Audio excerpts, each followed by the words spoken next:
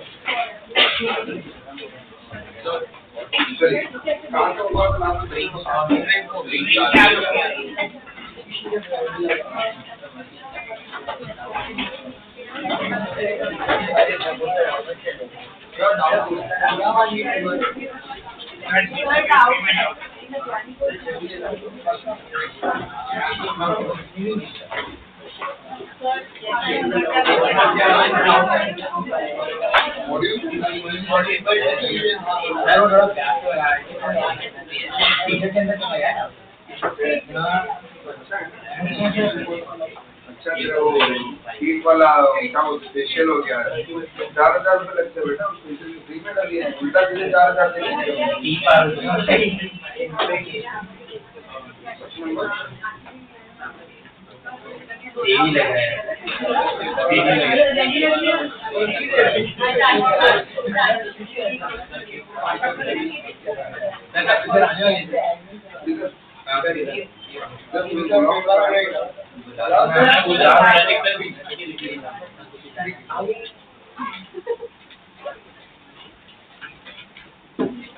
ये question number 5 वाला जो कैटेगरी है उसमें आपके काइनेमेटिक्स का भी थोड़ा यूज आ रहा है ठीक है वो मैं एक साथ में ये जो अपना थोड़ा ये हो जाए तो उसके बाद में कैटेगरी बनाएंगे क्वेश्चन में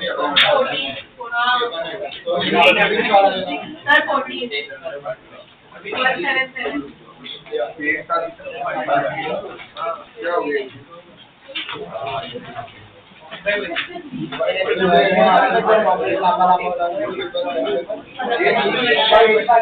Okay, क्या दिया हुआ consider a vernier caliper in which each 1 centimeter on the main scale divided into 8 equal division. Main scale को क्या पेपर का एक क्वेश्चन पूछा है वो देखो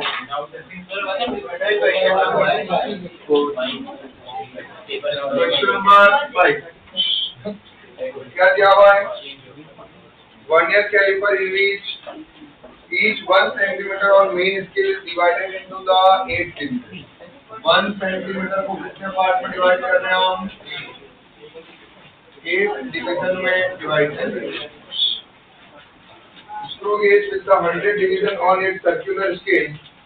Screw gauge with 100 division on its circular scale. Screw gauge के पास में कितने डिवीजन है ये तो वर्नियर कैलिपर की बात हुई ये रहा स्क्रू गेज इसमें टोटल कितने डिवीजन है 100 डिवीजन है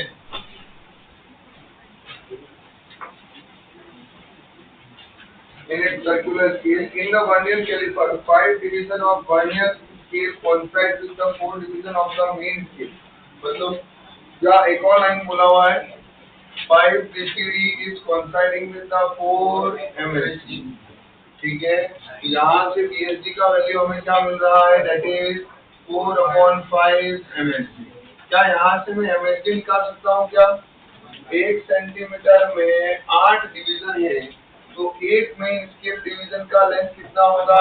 1/8 सेंटीमीटर है, और मिलीमीटर में लिखूंगा तो 10/8 मिलीमीटर। अरे हाँ या ना, समझ में आ रहा है? तो इस केस में VSD का वैल्यू कितना आया? 4/5 इंटू 10/8 mm। तो ये कितना आएगा देखो, 1/2 1 मिलीमीटर। तो लीस्ट काउंट कितना होगा तेरे पास में? That is 1 MSD minus 1 VSD लिया। तो MSD कितना है तेरे पास में? 10/8 माइनस 1 दैट इज 2/8। बरोबर सही लिख रहा हूँ मैं? 2/8 mm। ठीक है, तो कितना हुआ? 1/4 mm, तो 0.25 mm। ये लीस्ट काउंट मिला किसका? Vernier calliper. अब लीस्ट काउंट का उन्होंने क्या बोला है? In screw gauge one complete rotation the circular scale moves by the 2 division on the linear scale. बड़ी इंटरेस्टिंग बात बोली है। सर्कुलर स्केल जो है स्क्रू गेज का 100 डिवीजन दिया हुआ है। अब यहाँ उन्होंने क्या बोला हुआ है? स्क्रू गेज की जब हम बात करेंगे लिस्ट काउंट में, तो उसमें क्या होगा? Pitch upon total number of division. अब पिच निकालना है हमें, तो उन्होंने क्या बोला है कि एक बार आप जब रोटेट करते हो हाँ सर, तो 2 डिवीजन ऑफ लीनियर स्केल में मूव कर रहा है, और दोनों केस में लीनियर स्केल डिवीजन कितना है आपके पास में? 10/8 दिया है। भाई दोनों केस में क्या हो रहा है? लीनियर स्केल डिवीजन कितना आ रहा है? 10/8। ये मेन स्केल का जो दिया हुआ है वही है। पर यहाँ पर ये पिच में एक डिवीजन नहीं मूव किया, कितना डिवीजन मूव किया? 2। तो 2 इंटू जो मेन स्केल का डिवीजन था, अरे हाँ या ना, 2 इंटू मेन स्केल का division upon total number of division कितना है? 100। तो 2 into 10/8 upon 100 that is equal to 10/4 into 100 तक दैट इज 1/40। तो कितना आएगा? 0.025। सही लिखा है मैंने यहाँ तक? क्लियर है? अभी इसके अंदर इसको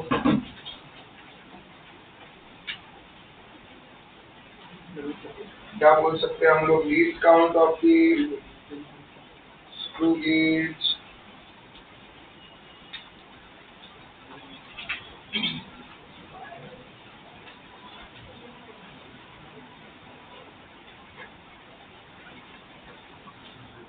इसका कैलकुलेशन देखो बरोबर क्या है?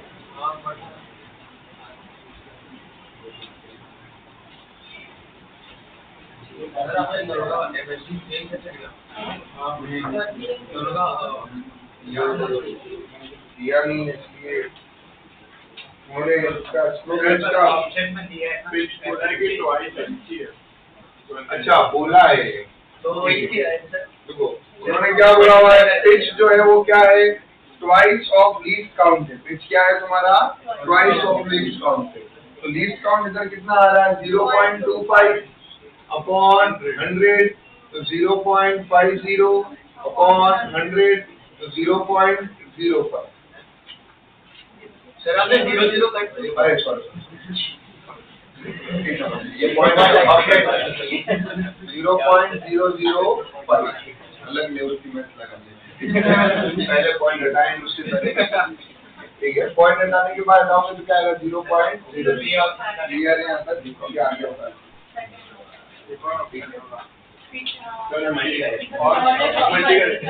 और कुछ बोला है क्या उन्होंने?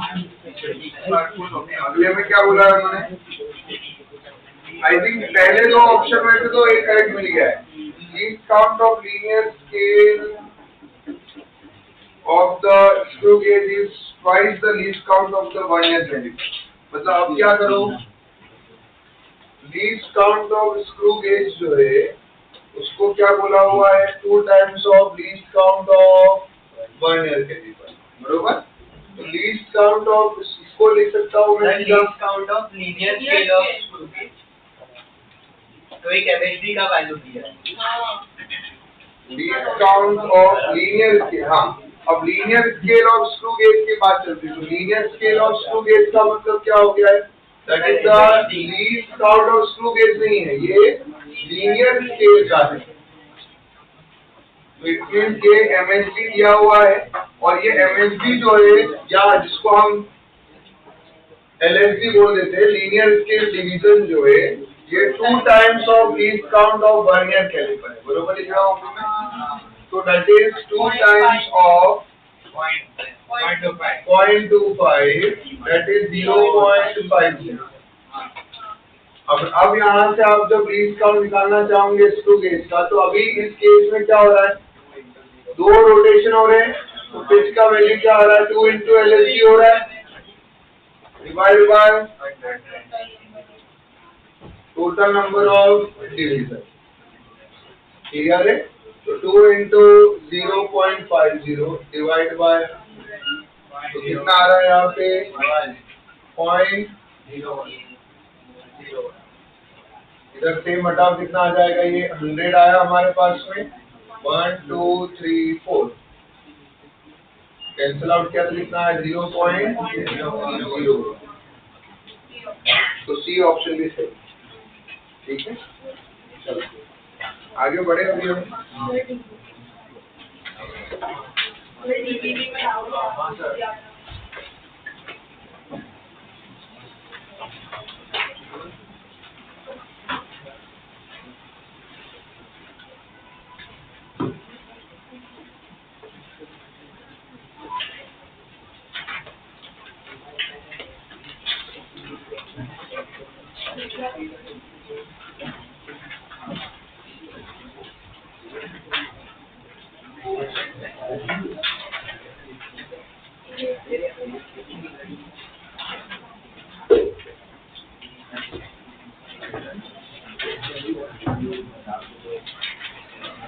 चलिए, क्या उस पर कुछ क्वेश्चन किए थे क्या?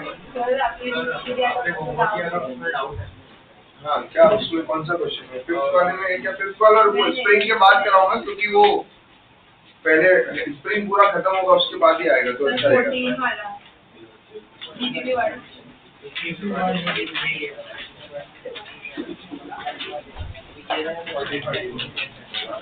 14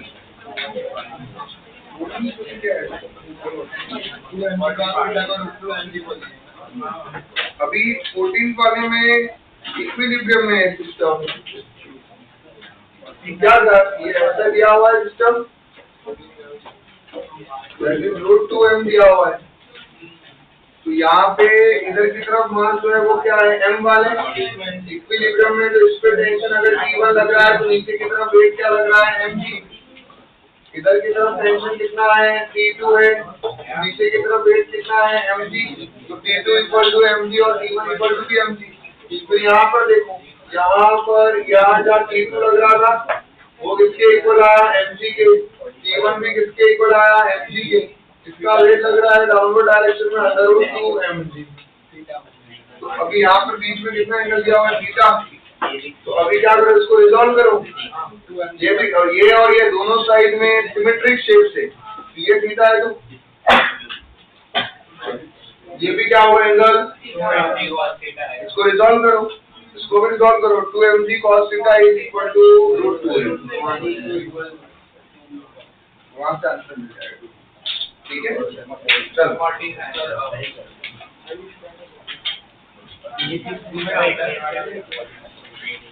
क्वेश्चन नंबर 12।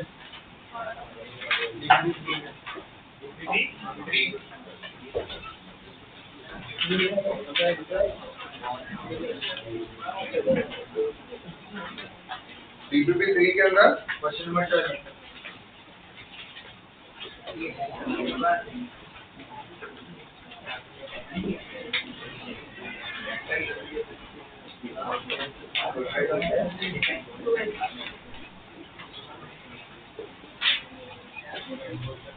हाँ, ठीक सही है।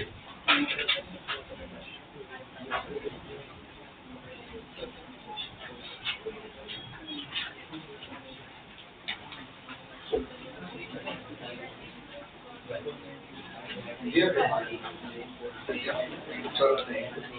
पुली मूवेबल, पुली यहाँ पे मूवेबल है या फिक्स है? पुली जब भी मूवेबल हो तो हमारे को कंस्ट्रेंट की तरफ सोचना पड़ता है ना, ये तुम्हारा फिक्स है। अब क्या हो रहा है यहाँ पे, ये एक ही ब्लॉक दिया है यहाँ पे, तो कोई टेंशन की बात नहीं है।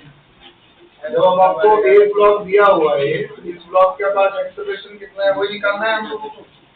अच्छा, मिनिमम फोर्स बताना है कि हम जस्ट उसको मूव कर सके। मिनिमम फोर्स मतलब अभी एक्सेलरेशन 0, क्या आपको कितना मिनिमम फोर्स है? तो अभी आप क्या करो, F को रिजॉल्व करो।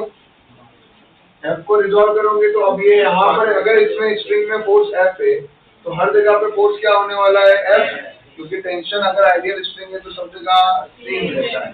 तो अगर आपने स्ट्रिंग के इस पॉइंट पे फोर्स F लगाया तो यहाँ टेंशन T डेवलप हुआ होगा, जो स्ट्रिंग के हर पॉइंट पे वो टेंशन T रहने वाला। तो इधर की तरफ भी टेंशन क्या आएगा, T किसके इक्वल आया, F के इक्वल आया स्ट्रिंग के इस पार्ट पे। तो यहाँ ऐसे एंगल पे है तो इसका एक कंपोनेंट आएगा इधर की तरफ, that is F cos theta. नीचे की तरफ इसका वेट लग रहा होगा along the incline plane mg sin theta, बरोबर है। तो अगर मैं इसको पूरे को पुली को इसी के साथ ले लूं तो इस पे नेट फोर्स कितना लग रहा है बताओ, ऊपर की तरफ F cos theta plus F, बरोबर है। F cos theta plus F यह आ गया है, और ये mg sin थीटा किधर लग रहा है, नीचे की तरफ, equal to mass into acceleration को जस्ट वाला है, जस्ट मूव वाली कंडीशन है। कौन सी कंडीशन है, जस्ट मूव वाली कंडीशन जब भी हो तो उस केस में एक्सेलरेशन को हमें क्या लेना है, एक्सेलरेट नहीं हुआ है, सिर्फ मोशन में आना स्टार्ट हुआ है। तो ये जो फोर्स होगा वो मैक्स फोर्स है जब तक बॉडी मूव नहीं कर रही है, और मिनिमम फोर्स है जब तक बॉडी मूव करना स्टार्ट कर रही है। यस और नो? यहाँ से अभी आप सॉल्व करते हो तो F को कॉमन निकाला, 1 minus 1 plus cos theta mg sin theta, तो F का वैल्यू चाहिए था mg sin theta upon 1 plus cos theta. 1 plus cos theta को हम क्या लिख सकते हैं बताओ, 1 प्लस कॉस थीटा की टर्म में ये क्या ऑप्शन,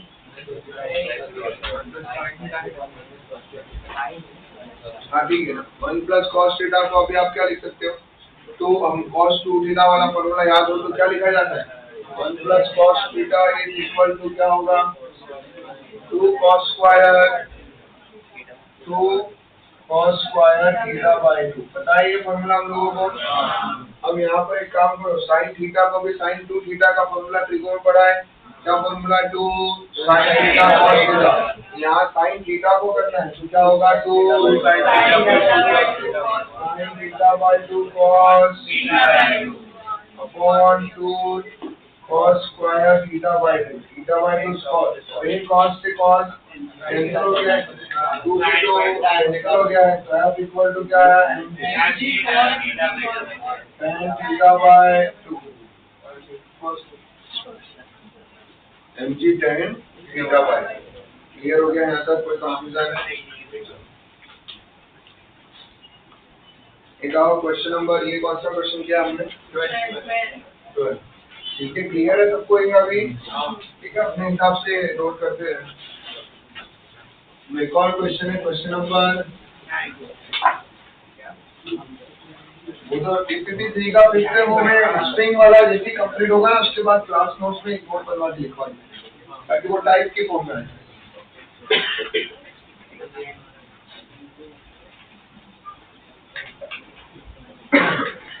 अभी ये कंस्टेंट मोशन वाला क्वेश्चन है अभी।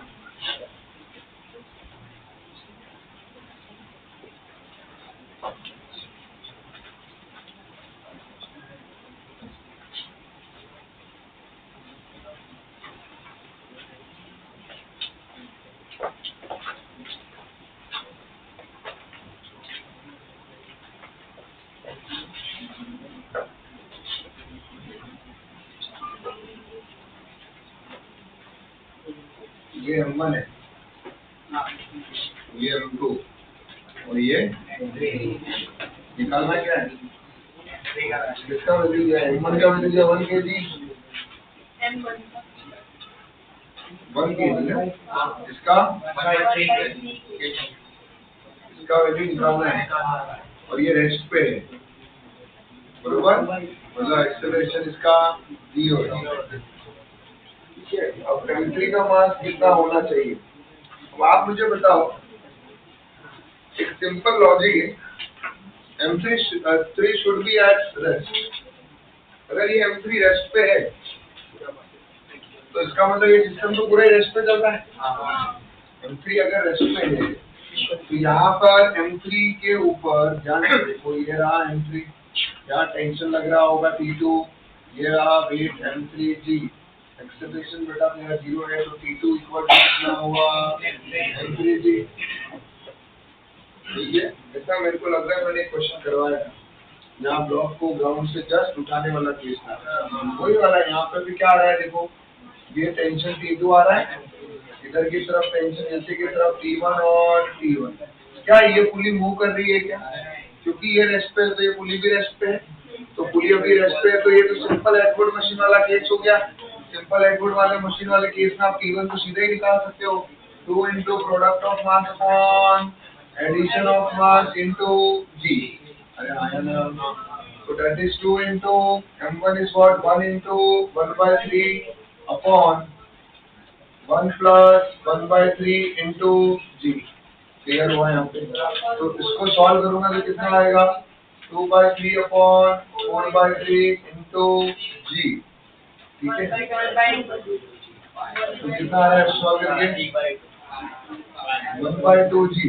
तो T1 का वैल्यू है, T2 कितना होगा पुली वाले केस में? T2 is equal to pulley mass लेते अपवर्ड फोर्स इक्वल टू, तो T2 इक्वल टू 2T1 और T2 कितना है भाई? M3G। 2 इंटू T1 कितना है? 1/2G। G से G कैंसल, M3 का वैल्यू कितना है?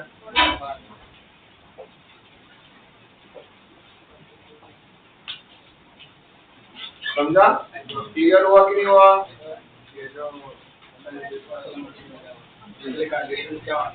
एडवुड मशीन, सिंपल एडवुड मशीन, एक ब्लॉक राइट पुली फिक्स हो, उसमें आगे पीछे 2 ब्लॉक मूव करें।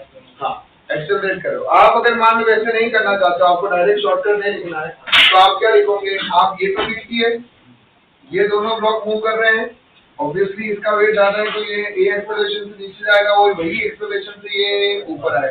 यहाँ कंस्टेंट रिलेशन लगाने की जरूरत, वो तो तब लगाया जाता है तब पुली मूव कर रही है, बेटा यहाँ तो पुली मूव नहीं कर रही है तो कंस्टेंट मोशन लगाने की जरूरत है ही। समझ में आया यहाँ पे? तो बस यही किया हमने और क्या, आराम से हो गया। ठीक है, अरे समझा कि नहीं समझा है? क्लियर हुआ कि नहीं हुआ है?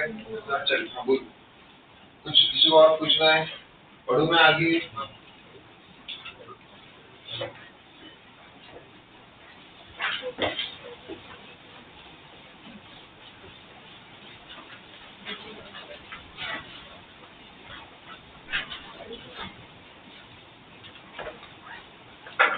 चलिए अभी स्प्रिंग वाले पे आए हम लोग, हमने बहुत सारी चीजें पढ़ ली है, तो वो अभी उसको बरोबर इंफॉर्मेशन को दिमाग में रखो, ओवरलैप ना करें वो चीजें।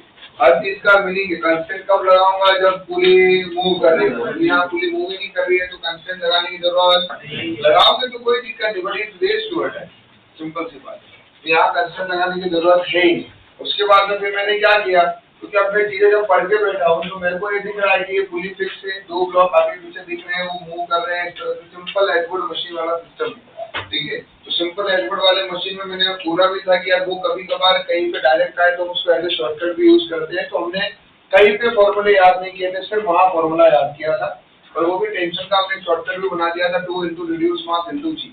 रिड्यूस मास का मतलब कि हमें याद है प्रोडक्ट ऑफ मास का एडिशन ऑफ मास, वो यहाँ कहीं हेल्प कर जाता है ताकि वो 1-2 मिनट भी नहीं लगते, 1 मिनट जो हमें लग रहा है इसको पूरा सॉल्व करने में, है ना, वो एक्सेलरेशन टेंशन निकालने में, तो वो हमने बचा लिया उसके। ठीक है, should we come to the spring वाला पार्ट अगेन? चलिए अब आगे हम लोग कि भाई स्प्रिंग वाला केस जो है वो क्या है। एक क्वेश्चन आई थिंक हमने किया था स्टडी स्ट्रीम वाला, एक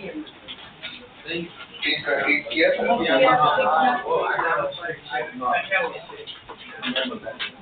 चलिए अभी उसी में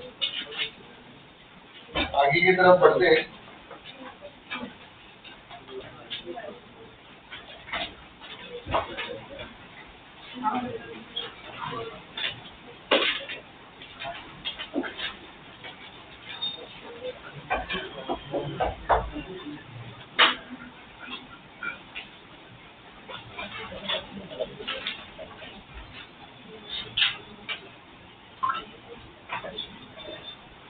चलिए आइए,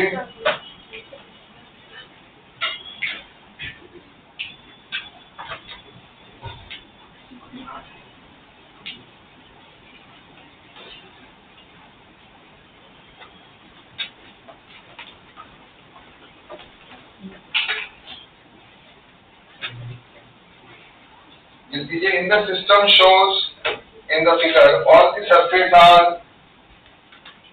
surfaces are smooth